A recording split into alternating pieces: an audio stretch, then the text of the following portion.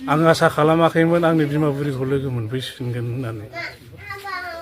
आंनि फंबाया सिखोनाजार हाग्रायाव बुथारजाबाय। एनडिबिमोन म्यानमाराव ट्रेनिं होदोंमोन, आफादाव बि खौसे होनो। बेयो दिनै मुंख्लं जानायनिबो बेयो मोनाखै।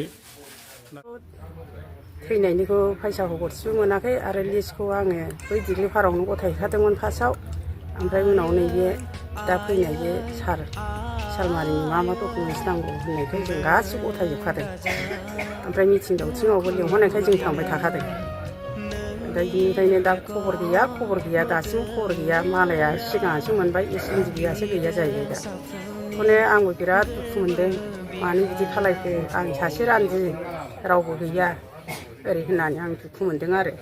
आंनि फिसालानि नामा आफादाव खौसे, ओमफ्राय खमिन्दाराव खमिन्दारसो होनो आरो। दाथ' होथारनांगौमोन आंनो बे सरखारफ्रा। आंखौ मानो अनाखिसै आं बेबादि सानो आरो। होथारनांगौमोन। आं बिसिबांदि खस्थ' मोनबोदों फिसाफोरनि थाखायबो आङो न'आवबो थानो हायाखै, हाग्रा बंग्रा खारनांदों। बिसिबां बोजों खामानि मावहैनांदों, गोदाव सोराव न' बां जालांदों। दिनै बिसोर आंखौ अननानै होबा हामगौमोन आरो।